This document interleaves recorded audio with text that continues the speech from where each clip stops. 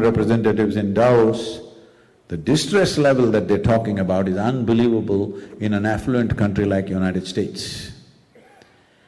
Because this is not one nation's problem, this is a global problem.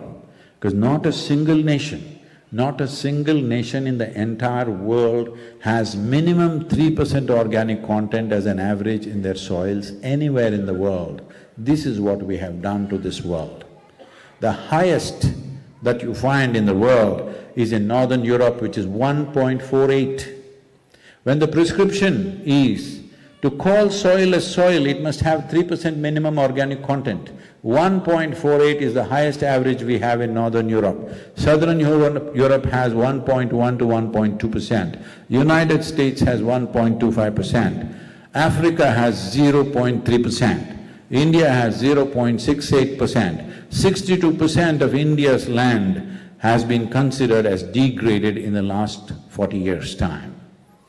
But for over 12,000 years, southern India has the history of 12,000 years of farming. 12,000 years we managed the soil well. In 40 to 45 years, we are turning it into a desert. This is the ingenious nature of our understanding of science, unfortunately. We lost all our sense. Simple sense that every farmer had is gone, now it's all commercial science. This is not science to be blamed, the way we are utilizing it, this is what has happened. So India is a stark example, Africa is a worse example, Europe and America are pretty bad America is a very bad example. Europe manages because somebody else grows food for them most of the time. Now you're seeing it's happening. So this damage is across the globe. When it comes to soil, when it comes to soil ecology, when it comes to life on this planet, we cannot think in terms of nations. National boundaries are only human problem. National boundaries don't exist for other life, especially the microbial life is a global phenomena. You cannot cut this planet into pieces like a cake and say, this is my piece of the cake. It doesn't work like that. We should not take these things too seriously. National borders are for administration. National borders are for political purposes and administrative purposes because we don't have one body which can rule the whole world well. Okay? We don't have such a facility, we don't have such an organization, so it has to be ruled as nations.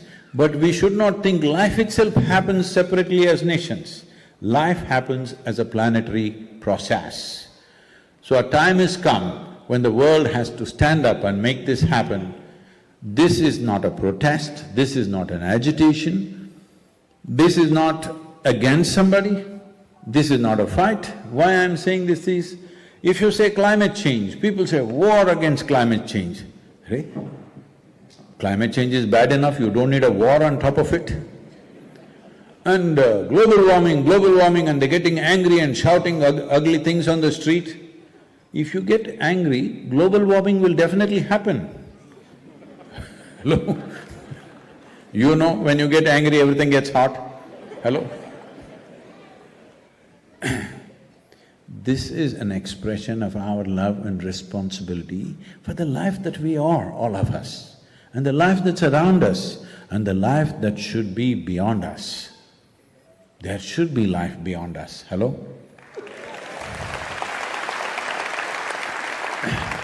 Because we did not just suddenly happen from somewhere, because there was life before us and they were concerned about the future life. That's why we are here, isn't it?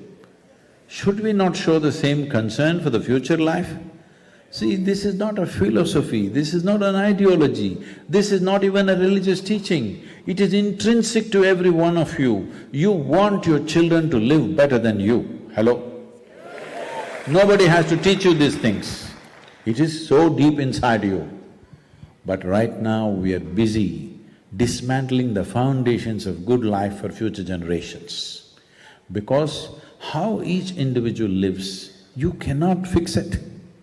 As I told you, I am offering them a way that they can sit here blissfully, but no, you cannot decide that, it's their choice, how they are. But A few fundamentals are necessary for those who are interested in good life. Nutritious food, clean water, pure air to breathe, at least this much must always be there for every generation that may come even 10,000 years later, yes or no? Yes. But right now, we are in that place where within the next 25 to 40 years, there will be serious questions about these aspects of life. That's where we are. But we are also in that cusp of time that if we act now, in the next 10 to 15 years, we can make a significant turnaround. That's what is most important about us right now. Why we as a generation are very significant is, we are on that threshold, we can either turn back or fall over. If we attempt this after 35 to 40 years, even if you want it, it will not happen, because the biodiversity loss would have reached such a place that even if you want to regenerate the soil, it will not work. Now is the time, because it is just at that place. It is just at that tipping point. If we work hard enough, we can turn it back, otherwise it'll fall over. So will we be that generation which turned back from the brink of a disaster? Or will we be that generation which slept through and fell over into the disaster and then grieve over it?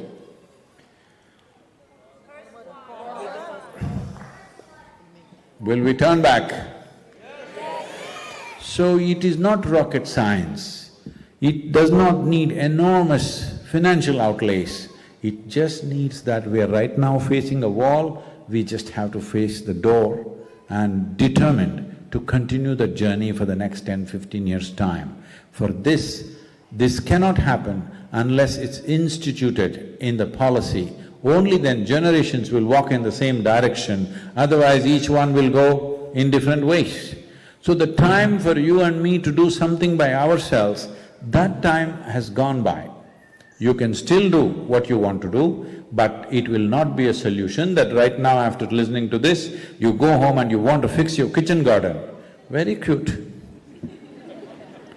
But it is not a solution, because solution has to be global, because the problem is of global scale right now.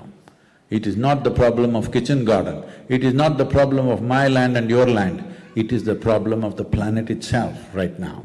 This cannot be fixed unless there are policy changes. Fortunately, in these 66 days, we have 74 nations who have signed up for Save Soil movement.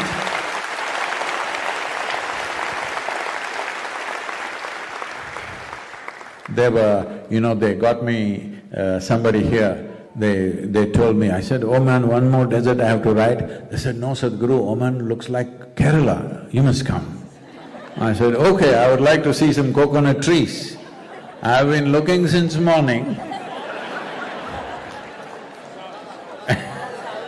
I know. So what I am trying to tell you is, if one part of your nation is green, it just takes a determined effort to stretch that green all the way up. I want you to understand the simple fact of this. The simple facts of this is this: it is not rain which brings trees, it is the trees which bring rain. If this has to come up, there are ways to do it, there are many methods, hopefully we can work with you in some way, we'll see that. But it is possible that you can turn this whole land green, because I want you to understand, about 8 to 10,000 years ago, whole of Saudi Arabia was a lush rainforest. Can you believe that? But today, it's a desert. And one more interesting thing about Saudi Arabia is 54% of their food they are producing in their own country. Nobody seems to know this.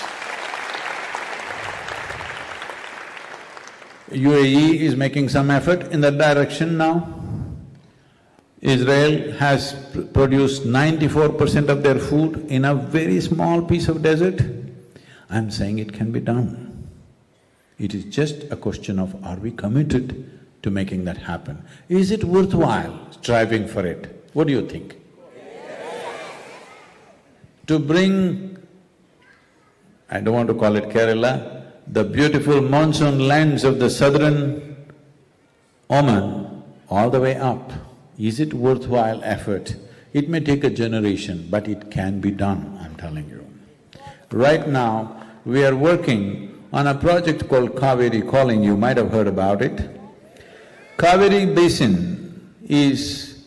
River is the lifeline for the southern states, and Kaveri Basin accounts for about 83,000 square kilometers.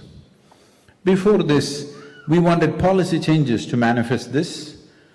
This movement is on for nearly 30 years, but we started working for policy changes about 11 years ago. It took 11 years to get the policies done in many states in India and in the central government. The laws were such that if a farmer plants a tree in his own land, and when he needs it, if he cuts it, he could be arrested by the police. So who will plant a tree? Tree is trouble, nobody wants to plant a tree. So to change these laws that a farmer can grow what he wants and cut it when he needs it, it took so long a time. But today, the government is giving subsidies for farmers to grow trees and use it according to their economics, whichever way it is. One important thing that I'm pushing for is, the term forest produce must go out of our vocabulary across the world. We should not enter the forest, leave the forest to itself, because that's very important for them to stay that way. Whatever we need timber, we need honey, we need certain resins, there are many forest products. Whatever we need, we can grow it on our lands. That is the important thing we need to do. Based on this, we started this tree-based agriculture. We wrote a policy for how to maintain tropical rivers in India.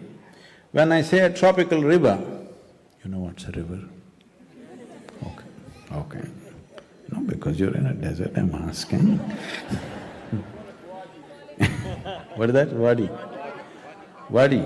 I saw some boats, some wadi. When I was on the highway, I saw something wadi something. Okay. So, tropical rivers, Indian rivers, let's say, only 4% of India's rivers are glacial ice. I'm saying this because in Europe and in Northern America, river means largely it comes from melting ice. Only 4% of India's river waters are from ice or melting ice. Rest is just monsoon rain. The rain that happens for 70 to 95 days in a year, soil should be able to hold it for 365 days and release it slowly. That is how a tropical river happens. But now, as we remove green cover in the land, to what extent means, we're very good at it.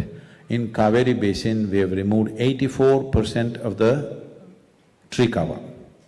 In Ganga Basin, which accounts for 25% of India's geography and 33% of India's agriculture, we have removed 92% of the tree cover. This is our plan for future. Now it is changing, beginning to happen, but a tree doesn't happen overnight. To call something a tree, it takes minimum 10 to 15 years.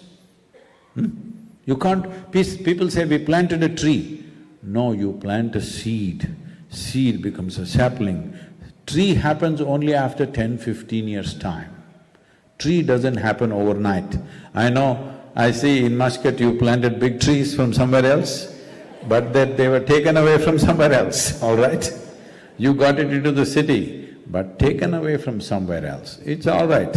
For the beauty of the urban lands, you do it, but it is ripped from somewhere else, isn't it? You did not create a new tree. It is just transported here and there. It's okay. But this Rally for Rivers I started, we wrote a policy document how to manage a tropical river so that it flows 365 days. Kaveri River, for millions of years it must have flown 365 years, but in the last 15 years, it dries up 175 kilometers inland almost for 4 to 4.5 months. In the Kaveri Basin, It was part of the culture that farmers never refer to their land or to their soil as soil. They always called it tangam, that means it's gold. Because 4 crops in a year they were growing, and it was like gold for them because a farmer was the richest man in that region. But today, 1 crop, many people can't even grow 1 crop because it's just depleted. I grew up around Kaveri river. What it was 50 years ago, today only 40% of the river is left. That is what we are doing to nature around us.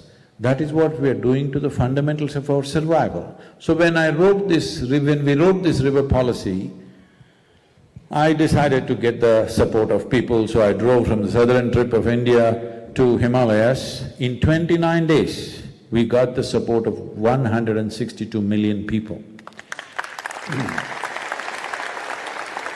Because of this number, when we presented this to the central government, within 3.5 months, it became the official recommended policy for all the 28 states. And 6 states went for it proactively, others, they wait for a disaster. People need a disaster to act. Certain number of people should die, something terrible should happen, then only many people will move. But if you are a sensible human being, if it's your family, should you not always act before disaster hits them? Hello? Is that not true for your country? Is that not true for this planet and the world? That we must act before disasters come? But this is the mode, so we thought we must establish a really large-scale example that it works. So Kaveri calling started and 83,000 square kilometers, 5.2 million farmers live and work here. And looking at the success of Kaveri calling now on the ground, 5 UN agencies have joined up with us, and Government of India made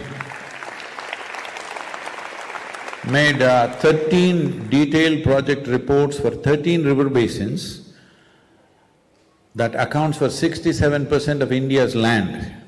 If these projects are implemented, India's soil is above the crest, for sure.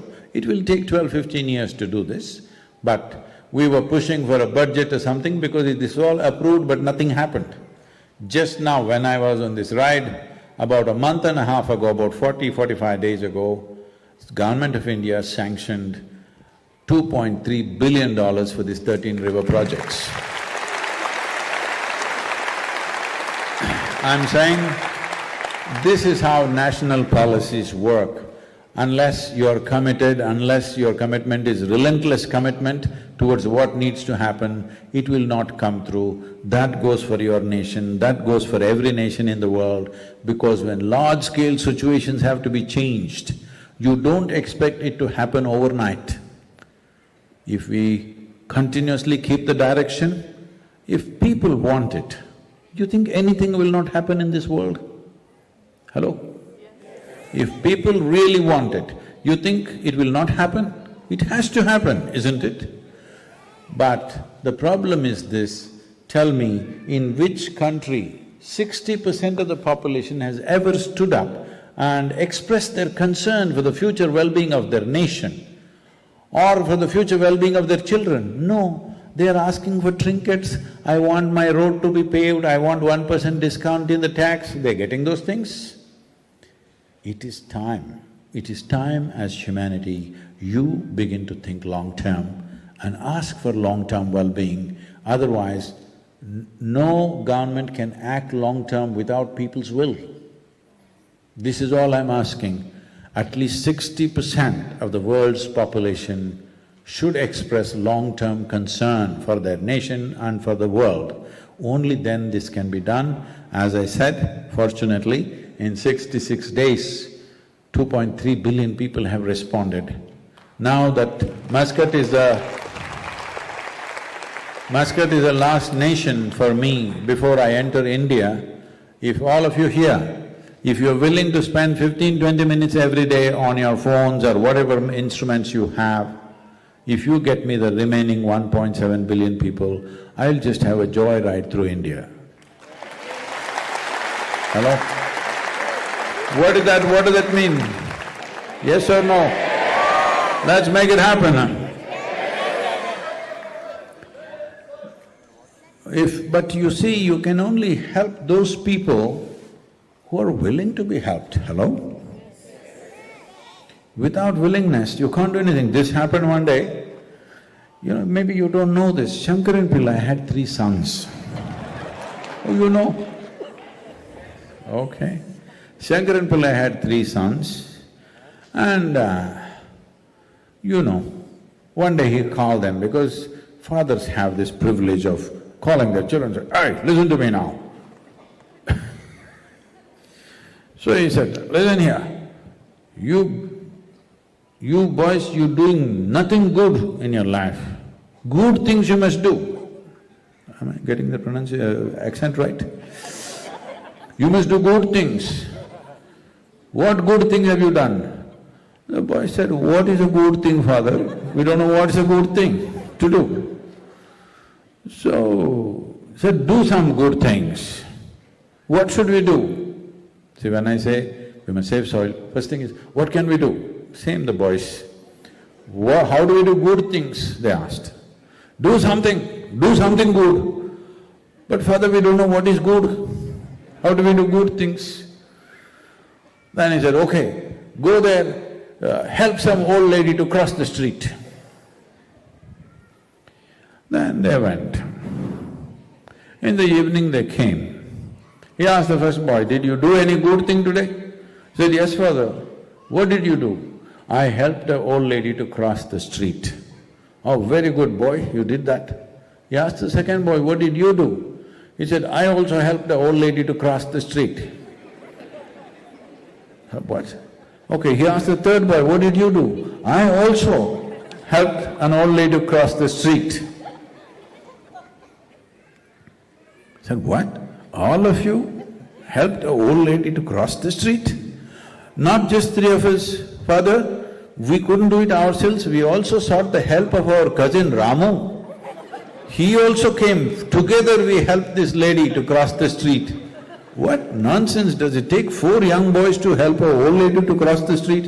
"Oh father, you don't know how stubborn these old ladies are, she just wouldn't cross."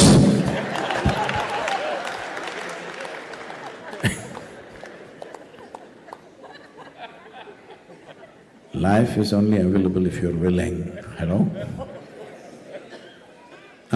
All good things are available to you only if you're willing, isn't it?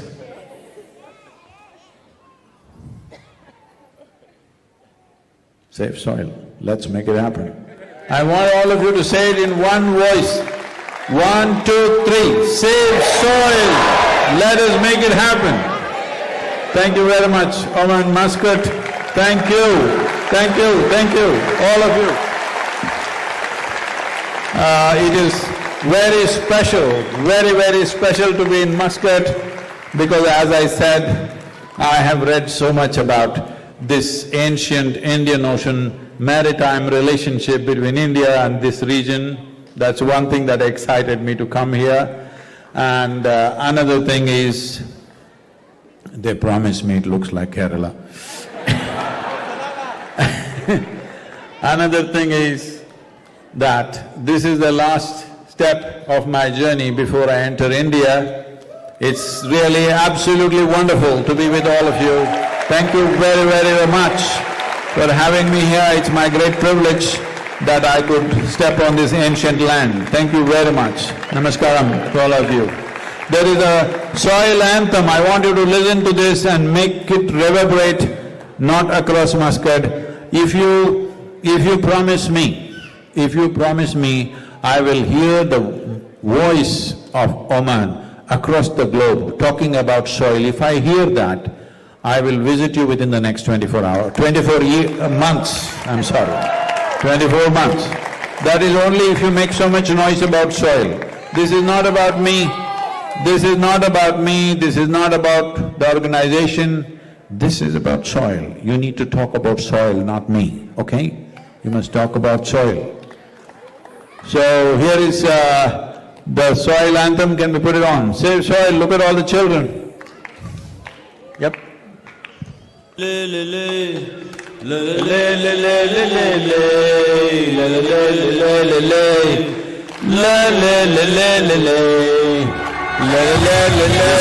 body is soil. My body, your body, every body is just soil body.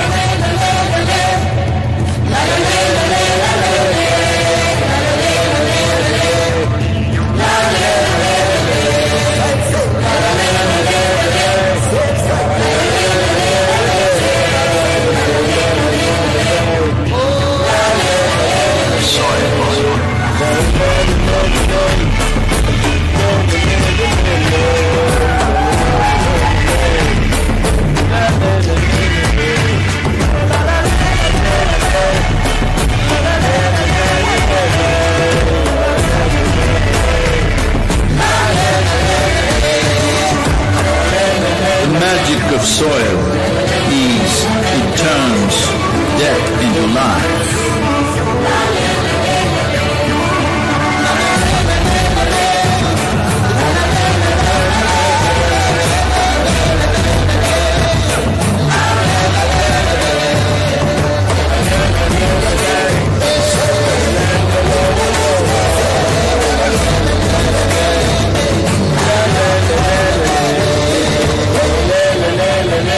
Depleted soils will not quench the fire of hunger. Unquenched hunger can burn the very world. This is a generational responsibility. Save soil. Let's make it happen.